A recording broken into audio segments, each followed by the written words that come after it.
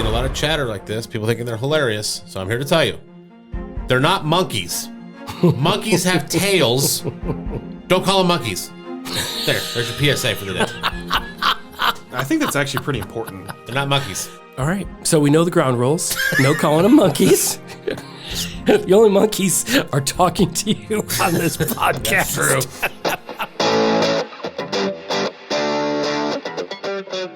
Welcome to the Untitled Film Project Podcast. Go watch the movie, then come talk about it with us.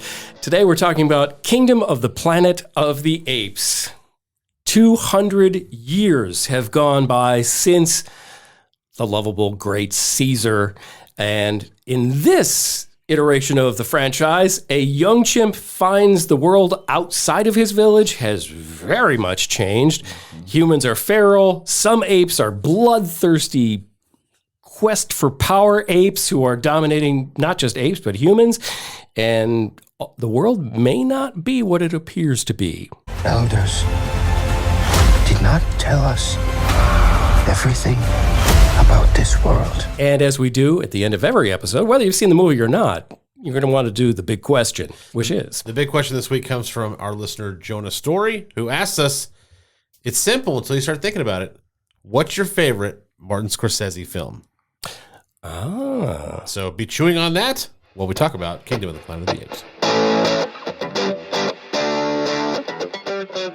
Kingdom of the Planet of the Apes is much better than I thought it was going to be. Okay. One, because it's obviously CGI heavy, and that's always risky. Okay. And then the second part, of course, is that it's like the 17th installment in the franchise. And at some point you're like, do we really need this? And it was good. We're getting more. I really liked it. No, I liked it. I thought it was good. By the 5 minutes in, I bought the CGI. The initial scene, I was like, uh-oh, here we go. Not that it was horrible, but just it's like I've seen better, right? Mm-hmm.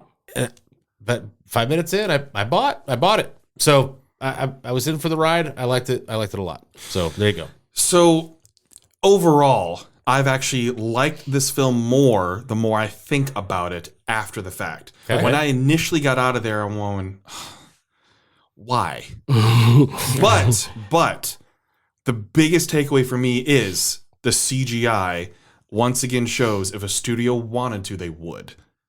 Looking at you, Marvel. The belief behind the motion capture to the hair just flowing in the wind. There are so many minute things and details that they got right with the CGI that made me believe they were real. It was top shelf. It was so good, so good. Now, when I say that I appreciate the film and like it more afterward, is that initially it's too dang long. It was about 25 minutes too long. I agree with that. Because this is the Gover in me coming out is there was so much freaking exposition.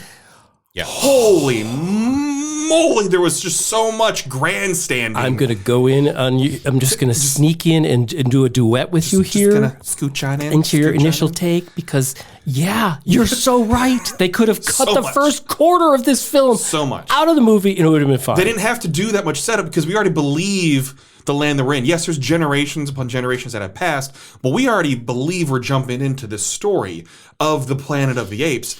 You don't have to over-explain it. There's so much of that. 5 minutes of that village and how they're living in that age. That's all they needed. And then from even the villain and everything too, lots of grandstanding. But overall, I did like the film because I appreciate what they did. And they're doing a wonderful job marketing this film to make me appreciate it more because we're seeing Owen Teague and Kevin Durand go out and show how they went through ape school, talk like apes, all these things to show the acting process. And that has made me appreciate it because they had to fully change themselves in order to become these characters. I appreciate that. As someone, obviously, we all enjoy film, right? But when I see that and they're full on blasting it out there and how they became these characters, I appreciate it because all of a sudden Kevin Durand just flips a switch and boom, he's Proxima Believability. Caesar. Believable. The way they walk, the way they talk, everything. So I appreciate that more, which made me like the film more. Even though it was way too long, I still liked it a lot. And we're going to get more because this is a whole new trilogy that is kicking off from the Caesar trilogy. They're just going to keep on going until we get to Because the people one. keep on going to the movies to see these. Now, if they're making overall a good movie that's believable, that has great CGI and effects and everything, and overall a good story, because it does have a story, you feel connected to the characters, you feel emotionally connected to them, even with the grandstanding and the exposition, you feel connected, people are going to go see it, and they are. My initial take, besides it being super long at the beginning, and I wanted to scream. I was like, move on. And realizing there was an exact spot where one edit, you could have done it. This movie, I generally like the Planet of the Apes films that kind of started in 2011. They're not great movies, No but love for Charlton Heston era? I do love, and Okay. my favorite is the one that they put in The Simpsons with Troy McClure. They made it a musical. Oh my God, I was wrong. It was Earth all along. It's just that's fantastic. Nothing will beat that. Not even Chuck Heston. But this series is there. I just know they're I'm going to be entertained. I kind of like these. They're not great, but they're pretty good. The CGI was so good. At some points I thought I was watching a nature documentary, like Sir David Attenborough's, put this together or something, because it was just super well done in that regard. So for as good as it looked, I didn't need to see how good it looked as long as it did. What do we think about the overall storyline and where they're taking it? Because obviously what we know is there's a gap, and that what these trilogies are doing is filling in the gap from how it all started to Charlton Heston. That's what it's really filling in here. If they're going that way, or are they doing an alternate universe type of thing here too and rehashing it? I just want to know. I almost thought maybe we would get one of it. At the end of one of these movies, we're going to get something that ties it into the original Charlton Heston Planet of the Apes. No, they are tying a little bit with the Nova thing. Right. That starts to tie in some things and how it's introduced. Right. At least. So that's coming. But when are we going to get to that? Really? Yeah, Do we care? Well, I don't want to say necessarily care, but there's got to be a means to an end. Some form of fashion. Because there's money. But there's... Yeah. Right, but I mean, there's only so much stretching you can do when you say multiple generations. Yeah. I would have loved if it was at the end of this movie. When you tell me, which I didn't know, that this was the part of a new trilogy, now I'm disappointed because I know it's going to be at the end of the third movie, and now I'm not as excited because I'm that's a lot. Actually, Jim, there's 5 more. You said trilogy earlier. Yeah, this is one trilogy, and then there's another trilogy that's supposed to come. Oh my God. Okay. No, this was included. 5 more after this. 5 more after this. Oh, my one. apologies. Sorry. This is the new Words one. are important, and I misinterpreted. The way that Jim just dropped, though. Yeah. I mean, just apparently. No, that's that's in the plan. Hey, Jim, don't worry. It's not a trilogy. Remember how many it's Fast and Furious there's supposed to be? I mean, it's... Good news, it's not a trilogy. Bad news, there's 5 more films coming. That's right. Don't worry, separate kids. Trilogies. It's the time jumps. I'm not going to give you a little homework over summer vacation. I'm going to give you a lot of homework. So how many time jumps are there going to be? There's going to be multiple. So if this is a trilogy, I mean, they're planning on probably keeping the Noah character, right? What are they going to do then? Is the next time jump when they also have their own society? Because here's what I thought. I think the title was, to me, slightly misleading. Okay. Kingdom of the Planet of the Apes, because I'm not seeing kingdom yet. I see but some it villages. It was his. It was an attempted kingdom. Right, an attempt. Sort of. So I think it's loose. He even called it his kingdom. He did. Oh, look, it's in the title.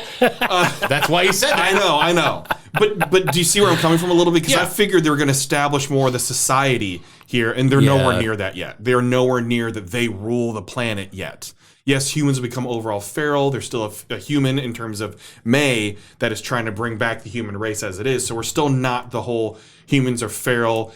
Apes have their own full-on society yet, and we're nowhere near that because they're still battling each other. And we don't know what that's going to look like. Right, that's obviously the next trilogy after this one. So where are they going to take it? My initial question is, do we like the storyline taking this long? Do we want it to wrap up faster? They're printing money, of course, but what do we like about this one? The story itself. I liked the twist that, and again, it was a twist to me. Yeah. Okay. That humans couldn't talk. Yep. They basically had to again, they're feral. They had to figure it out. The same thing that had made apes intelligent was a thing that took almost the intelligence away from humans. Yes. That was kind of a neat twist. I like that. But then at the end, we conveniently find out, again, go watch, come listen, spoilers coming, that there's a whole faction of humans that talk, and they're on CB radios, and it's like, okay. Fort Wayne mentioned. Didn't expect that. Right. Well, okay, then there's that. You find out, that there's, So it's like, we're so far did they removed really still. raise the stakes, is what I'm saying. Right, we're still far removed from Planet of the Apes. Yeah. In this. There's still so much more that has to happen. Obviously, another war probably has to happen, right? Sure, Yeah. but, Where they band together and obviously destroy the humans, unless we're talking about the original Planet of the Apes, has these factions of humans that still exist, but they just didn't know it yet.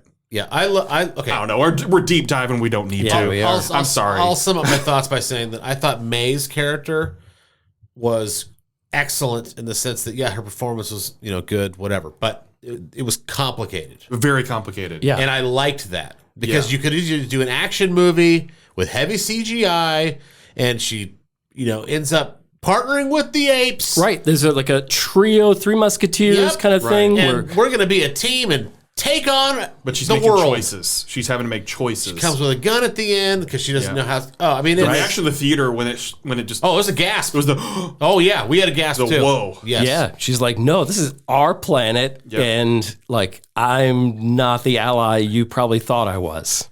Yes. Just selfish. It was a selfish ally. For sure. But I loved the fact that her character was that complicated. So we going to see more of her? But I hated the convenience that, all of a sudden, this whole thing you set up in the first hour and a half of the movie, maybe 2 hours, it was... Felt like 3. Was all negated because there's actually other people out there that can talk and be just... It's like, okay, well, now that doesn't mean anything. So you've lowered the stakes, basically. So what's the title of the next one? Speech of the Planet of the Apes. Long exposition of the Planet of the Apes. Exposition of the Planet of the Apes. One of the... the thing is, here's the thing, okay? Like, for everything you can knock the Planet of the Apes movies for, they do bring up good themes and questions about society and stuff. Absolutely So, do. like, for everything, like, you go, like, oh, that was dumb. But really, when you think about it, and one of the things I really liked about this movie was, okay, everybody loves Caesar from the previous movies. He wanted harmony. He wanted good things. He had great intentions. He built this. He led his people to paradise. Like I've heard a lot of people compare him to Moses. You know what I mean? Like he led them to the promised land. And then you see a power-hungry ape in Proximus Caesar who is twisting all the good of the original Caesar because people don't remember and pretending that Caesar wanted what I'm doing, and he abused history and the good Caesar. I'm like, that's a great theme of taking somebody from history and using it to grab power. Which happens every day in our current political climate. Absolutely. Every day. All over the world. Whether it's religion, whether it's heroes of theirs from yore, whether it's, I mean, it happens all the time. Yeah. All the time. And I think 200 years passed in this movie, right? So you've got this big gap. But I mean, it feels like in today's society, we're forgetting what happened 2 or 3 years ago. Yeah. Because we're just our attention span is just getting shorter and shorter. And then just like in society, you have a character like Raka, who's trying to continue to live by it and live true to the word, but they're very few and far between, and not many people are of his background and understand that they're outcasts. They're looked on as like, well, you're the idiot because I know what it's going. Yeah, so I love that they explore those things. And he sacrifices himself for the good of others. Totally a Caesar thing. Yes. Right? So, I mean, you can go, there's religious metaphors. There's so many things that are, deep in these, movies that, like, on the surface, they just look like, it's apes fighting and one's got a gun, and, but there's always more. I mean, even the original one, there's so much stuff on societal takes. In the original, that's what the goal was. That's what great sci-fi does. Like, oh no, this is Earth. Right? No, one of the great... Right. That's what great sci-fi does. That's right. Yeah, it mirrors society. It asks questions that maybe, if you did it straight on, nobody would want to see that movie. But if you see it on what appears to be a different planet, or if it's aliens this time, or it's, something has changed, you can explore those questions in a whole new way. And then, if you look deeper, it's saying things about what's either currently going on or history. It's really cool. All right, let's put a number on it. It's time to score Kingdom of the Planet of the Apes. I'll kick us off if you want. Great. Yeah. I think I've really kind of told you how I feel about all the movies and this one in particular, which is, I get some enjoyment of it. They're always visually a feast, and they have some of those great questions. This movie, Kingdom, was way too long.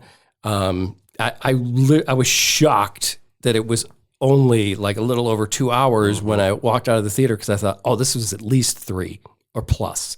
I thought that much time had gone by. So there was a lot to like. I thought the acting, behind the motion capture was great.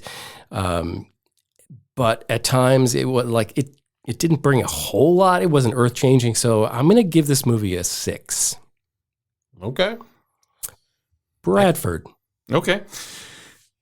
Like I said, it's very, very long, but the visual stunningness of it makes up for that length, because I appreciate the work done to make this movie. They're always intriguing. It's beautiful. They're intriguing because of the way it makes you question what's going on in our world today, questions with society, questions with so many different things. It makes you think about it. And I like movies, like I think most people do, that make you think a little bit and not just blah on the screen and then you're Right. done. Sometimes you need that. Right. But this one, because of the franchise itself, you're supposed to be thinking about things and reassessing society, reassessing your life, reassessing priorities, assessing empathy, and so many different things that are shown in ape culture here between the relationships they have and humans too.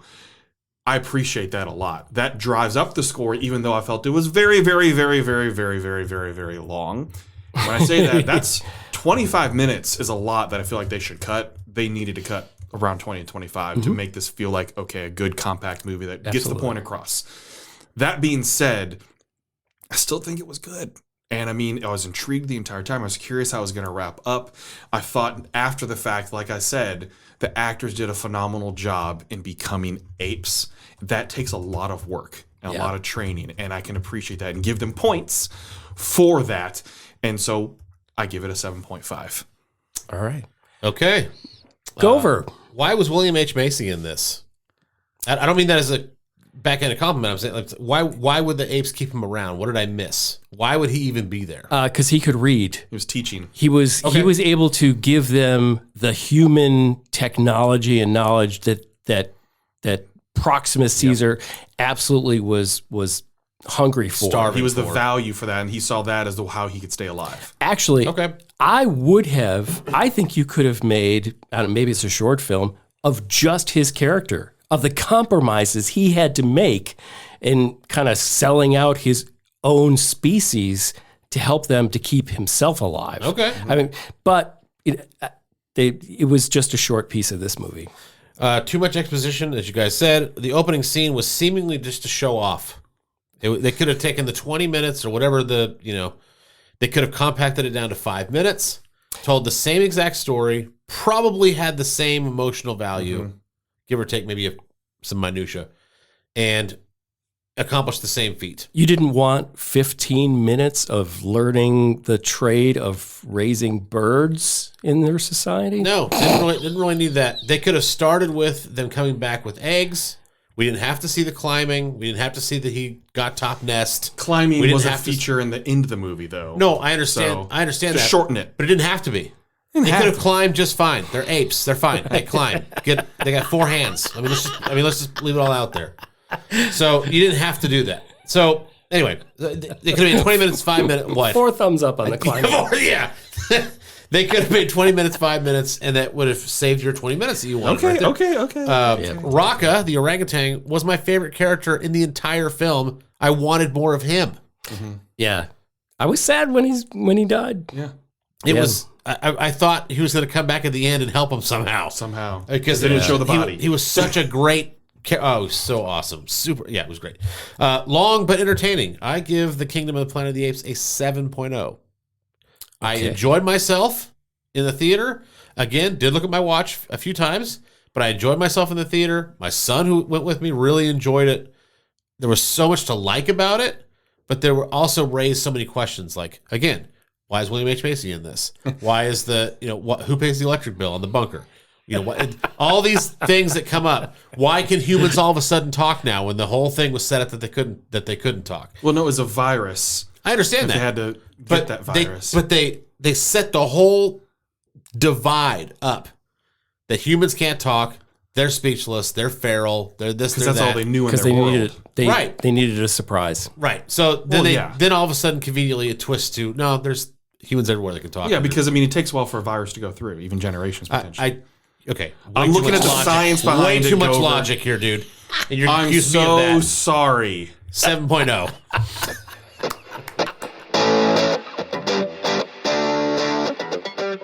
Jonah Story on Twitter asks us, what is your favorite Martin Scorsese film?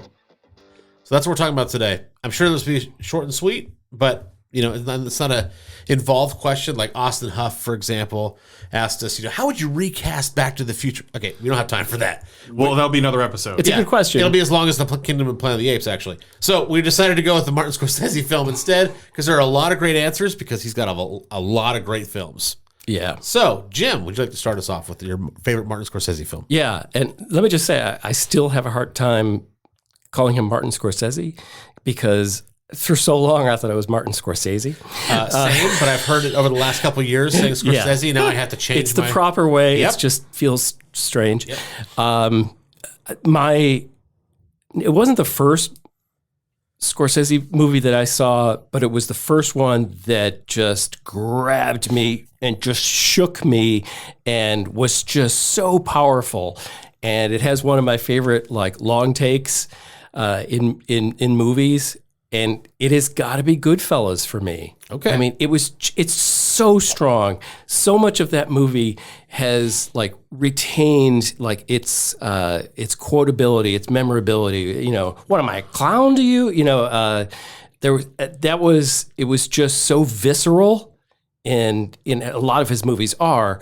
But Ray Liotta, I mean, he's never had a movie as good as the one that made him famous. It's absolutely his peak. Yeah. And it's phenomenal. Every performance in it is great, and some of the scenes are just so memorable. So yeah, it's easily Goodfellas for me. Bradford? Okay, I'm going to be honest. I have not seen many Martin Scorsese films. Okay, I just haven't. They don't necessarily appeal to me. That's fair. Throughout my life, they haven't appealed to me. I've seen some of them. Killers of the Flower Moon, I thought was really, really good. It was solid, especially the message behind it, and so much of it, how it exposed plenty, was very good to me. That's very fresh, though, so I don't feel like I could pick that as my favorite. You can if you want. I know I can. It's a great film. It is. Yep. I think, though, in terms of something that's memorable to me, and I think it was probably the first Martin Scorsese film I watched because of the age. When I saw this, I was 18, and that's Gangs of New York. All right. I really did. Powerful movie. It was very powerful. I liked it. I remember seeing it going, well, when I say spectacle, it's not that. It's that this is a big film. It took a lot to make. Historical as well, too. Leonardo DiCaprio just pulling off still of Titanic a few years back before that, because this is 2002. Daniel Day-Lewis, John C. Reilly. I mean, very strong cast. Cameron Diaz. Yeah, which Martin Scorsese films typically have a strong cast. Stellar. I mean, stellar cast. People want to work with him as well, too. So Brendan Gleeson also in that. I just felt like this historical part of it, just like with so many of his films, like Killers of the Flower Moon, I don't want to say enjoyed it, but I appreciate that as a film. And I just remember watching that when I was an older teenager. And for me to remember something like that from that moment in time, when so much is happening in a young person's life, it stood out to me. So I'm going with Gangs of New York. Very good. Okay. All right, Gover, what Martin Scorsese film is your favorite? One of the greatest movies I've ever seen, The Departed. Oh. The script is an A+. The performances are A+. The story is an A+. The situation of all of it is an A+. There's so much craziness in it, but at the same time, the direction is an A+. The twist is an A+. The complicated characters are an A+. I think I ended up giving it a 9.5 simply because I didn't think the Jack Nicholson cocaine scenes with the hookers or whatever was necessary. It was a bit much. I don't care, right? It's like, okay. But when you look at the film as a whole, you could literally cut that scene where he's like throwing cocaine in the bed and he's doing whatever. It doesn't do anything. There's no reason for it. And it can't be a perfect movie if there's unnecessary stuff in it. So for me, it was like a 9.5, but it is one of the best movies I've ever seen. And it just so happens to be one of the most rewatchable movies too. It's so good. The Departed is my answer. So we want to know, what is your favorite Martin Scorsese film? Let us know in the comments. Hit us up on social media. We are the Untitled Film Project Podcast. He is Justin Bradford, Jeremy Gover. I am Jim Chandler. Thank you for hanging with us. Let's talk movies again next time. Thank you for listening to the Untitled Film Project Podcast. To support the show, please rate, review, follow, and subscribe. Original music by Jeremy Schwartz. Special thanks to the Music City Film Critics Association. Editing and post-production by Jeremy K. Gover. Voiceover by Chad Bennett.